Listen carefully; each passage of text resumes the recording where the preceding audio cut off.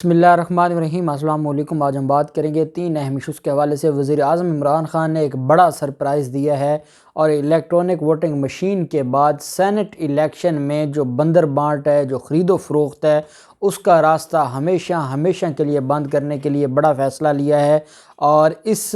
بابت جو قانون سازی ہونے جا رہی ہے اور اگلے 24 گھنٹے بہت اہم ہے، اور اپوزیشن نے آج ہی چیخنا چلانا شروع کر دیا ہے۔ بڑی اہم تفصیلات ہیں، وہ میں آپ کے ساتھ شیئر کروں گا۔ ای وی ایم کے حوالے سے حکومت نے الیکشن کمیشن کو آج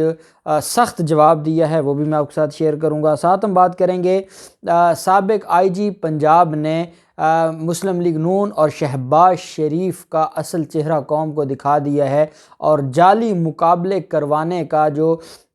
الزام لگایا جاتا تھا شہباز شریف گروپ پر، آج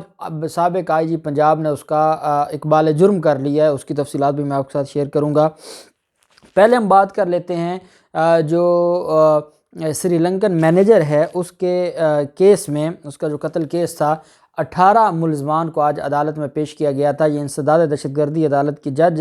عدالت ہے گجرانوالہ کی، وہاں پر پیش کیا گیا، جہاں پر عدالت نے 15 روزہ جسمانی ریمانڈ منظور کیا۔ ملزمان کو 28 دسمبر کو دوبارہ پیش کرنے کا حکم دیا گیا۔ جو مرکزی ملزمان تھے 24 گرفتار ہو چکے ہیں، 21 دسمبر تک وہ بھی جسمانی ریمانڈ پر ہیں۔ جو نئے ملزمان گرفتار ہوئے تھے ان کو جو عدالت نے اس کیس کے اندر 28 دسمبر تک پولیس کے حوالے کر دیا، اور پولیس ان کے خلاف پوچھ گچھ کرے گی اور ان سے تفتیش کرے گی۔ عدالت نے یہ 6 دسمبر کو جو مرکزی ملزمان کو بھیجا تھا 21 دسمبر تک۔ سیالکوٹ میں توہین مذہب کے الزام میں سینکڑوں افراد گرفتار ہیں، اور یہ 140 سے 50 لوگ گرفتار ہیں، لیکن صرف ابھی تک ایک تو وہ مرکزی ملزمان تھے 24 کے قریب، ان کو تو پہلے دن ہی جب وہ شناخت ہو گئی، اور شناخت ہونے کے بعد ان کو عدالت پیش کیا گیا، اور 21 دسمبر تک ان کا جسمانی ریمانڈ مل گیا۔ یہ وہ 18 ملزمان ہیں جو ان سینکڑوں ملزمان جو گرفتار ہیں، جیسے جیسے تفتیش آگے بڑھ رہی ہے، جیسے جیسے جس کے خلاف ثبوت مل رہا ہے، اس کی گرفتاری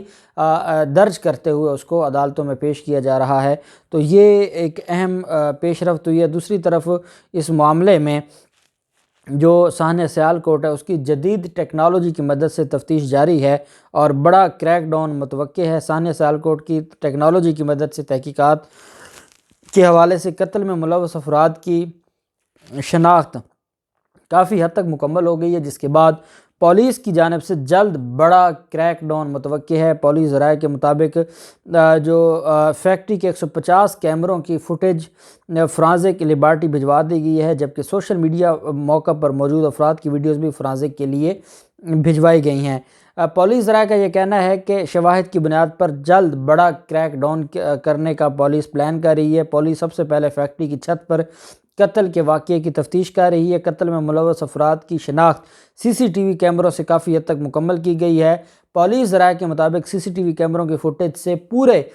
واقعہ کا جو ہے وہ پورا واقعہ قوم کے سامنے رکھا جائے گا، اور جو سی سی ٹی وی کیمروں کی فوٹیج سے ہی پورے واقعے کی تفتیش اسی پر ڈیپینڈ کرتی ہے۔ کیمروں کی فوٹیج سے واضح ہوگا معاملہ کہاں سے شروع ہوا، کہاں ختم ہوا، یہ سارے وہ جو فوٹیجز ہیں ویڈیو وہ بتائیں گی۔ ہائی پروفائل کیس کی وجہ سے تفتیش مکمل احتیاط تفتیش میں برتی جا رہی ہے۔ حکومتی کوشش ہے کہ کسی بے گناہ کو کیس میں نہ پکڑا جائے۔ یہی وجہ ہے کہ اندھا دھند لوگوں کی گرفتاری نہیں ڈالی جا رہی، بلکہ جن کو گرفتار کیا گیا ہے باقاعدہ تفتیش کے جو مرحلے ہیں اس سے گزر کر ہی آگے جو بڑھا جا رہا ہے پولیس کی طرف سے۔ اور پولیس کا یہ کہنا ہے کہ یہ اتنا اہم کیس ہے کہ اس میں ہمیں مزید 1 ماہ لگ سکتا ہے، اور 1 ماہ کے بعد ہی ہم چلان سبمٹ کروانے کی پوزیشن میں ہوں گے، کیونکہ بڑی اہم چیزیں جو اس کیس میں سامنے آ رہی ہیں۔ پھر معاملہ آ جاتا ہے، اور وہ ہے جو قتل کیے گئے جو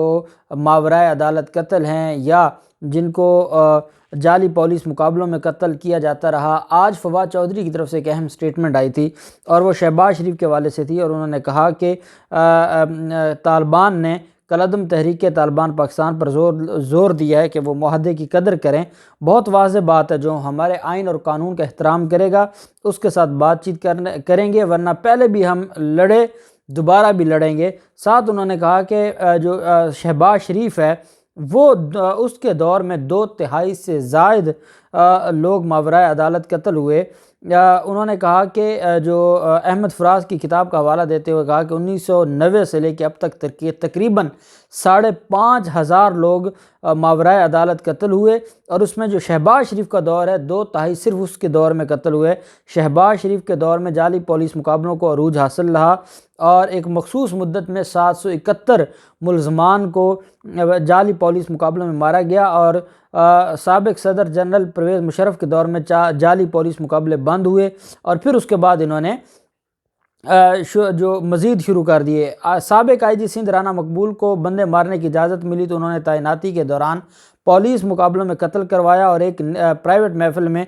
23 افراد کو مروانے کا ذکر بھی کیا، اور ماضی میں پولیس پرائیویٹ لوگوں سے پیسے لے کر بندے مارتی تھی۔ فواد چودھری نے یہ بھی کہا کہ 1990 کے بعد پولیس سسٹم کو تباہ کیا گیا۔ جب شہباز شریف وزیر اعلیٰ بنے تو انہوں نے کوئی کسر نہ چھوڑی، اور انہوں نے جعلی پولیس مقابلوں کی اجازت دی۔ جرائم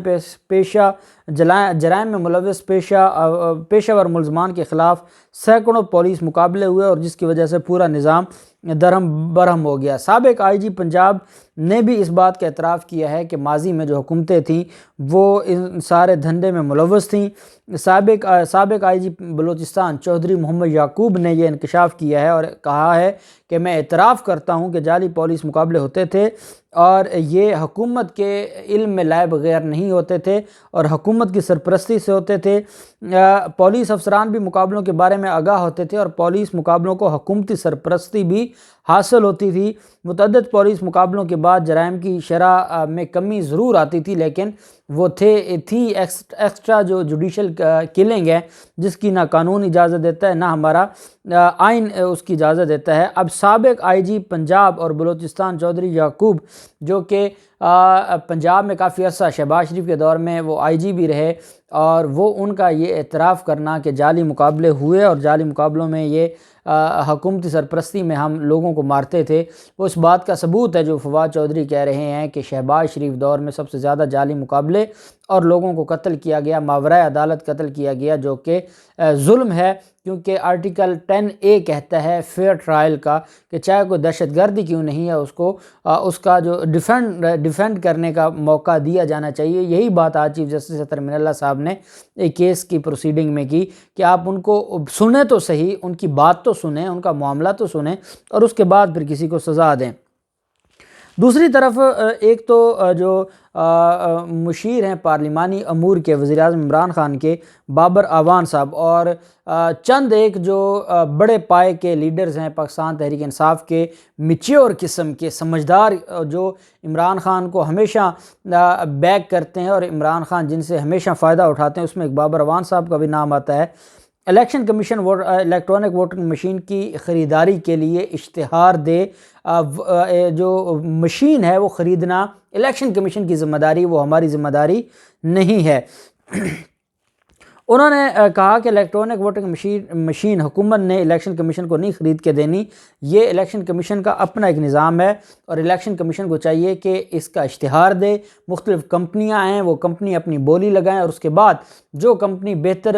رسپانس دے رہی ہے اس سے ای وی ایم لی جائے۔ انہوں نے کہا کہ ای وی ایم لینا ہماری ذمہ داری نہیں ہے، یہ الیکشن کمیشن کی ذمہ داری ہے، حکومت تو فنڈز دے سکتی ہے۔ الیکشن کمیشن جب کہا گیا ہے کہ ای وی ایم کے ذریعے الیکشن ہو تو حکومت کے پاس بھی اس کی ایک اسٹریٹجی موجود ہے، اور وہ اپنے تئیں بھی اشتہار دے تاکہ کوئی کسر باقی نہ رہے۔ انہوں نے کہا کہ ساتھ مشیر پارلیمانی امور نے کہا کہ الیکشن کمیشن سے یہ بھی گزارش ہے کہ وہ اوورسیز پاکستانیوں کو ٹائم لائن دے تاکہ وہ اپنے ووٹ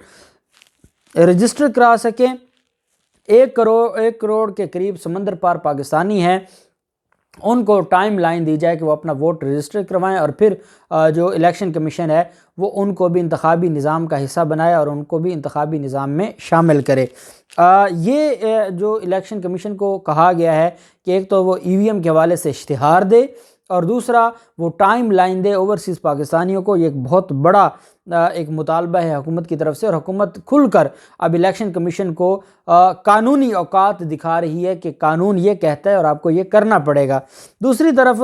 سینٹ میں ووٹوں کی خرید و فروخت ختم کرنے کے لیے قانون سازی کا فیصلہ کیا گیا ہے حکومت کی طرف سے۔ حکومت نے سینٹ میں ووٹوں کی خریداری کے حوالے سے وفاقی کابینہ کے اجلاس میں قانون سازی پر جو بریفنگ دی جائے گی، اور یہ اجلاس آج صبح ہونے جا رہا ہے، اور وفاقی کابینہ کا اجلاس ہوگا، اور اس میں جو سینٹ میں ووٹوں کی خرید و فروخت کا معاملہ ہے اس حوالے سے قانون سازی پر بریفنگ دی جائے گی۔ وزیر اعظم عمران خان کابینہ اجلاس میں مشاورت کریں گے۔ مشیر پارلیمانی امور ڈاکٹر بابر اعوان نے کہا کہ وفاقی کابینہ کا اہم اجلاس ہوگا سینٹ میں ووٹوں کی خرید و فروخت کے حوالے سے۔ انہوں نے کہا کہ صدر مملکت نے ایک ریفرنس بھیجا تھا، سپریم کورٹ سے رائے مانگی تھی، سپریم کورٹ نے رائے دی اور حکم کیا کہ ووٹ کے اوپر پردہ اٹھایا جا سکتا ہے، ووٹ کے اوپر سے پردہ اٹھایا جا سکتا ہے، اور ضرورت پڑے تو دیکھا بھی جا سکتا ہے ووٹ جس پارٹی کو پڑھنا چاہیے تھا اس کو پڑھا ہے یا نہیں پڑھا، اور جس کے خلاف یہ شکایت ہو کہ اس نے کوئی رشوت لی ہے اس کا ووٹ چیک کرنے میں اتنا اختیار ہو، الیکشن کمیشن ان کو چیک کرے، اور اگر وہ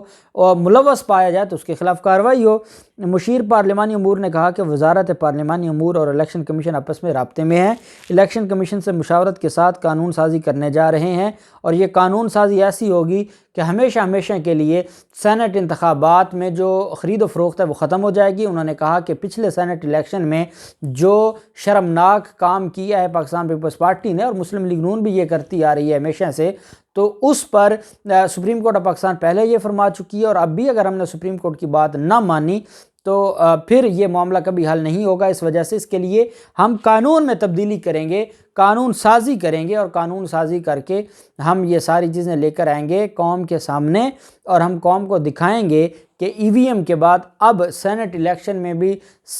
شفافیت لانے کے لیے ہم نے جو ہمیشہ کے لیے چھپا کے رکھنے کا کنسیپٹ ہے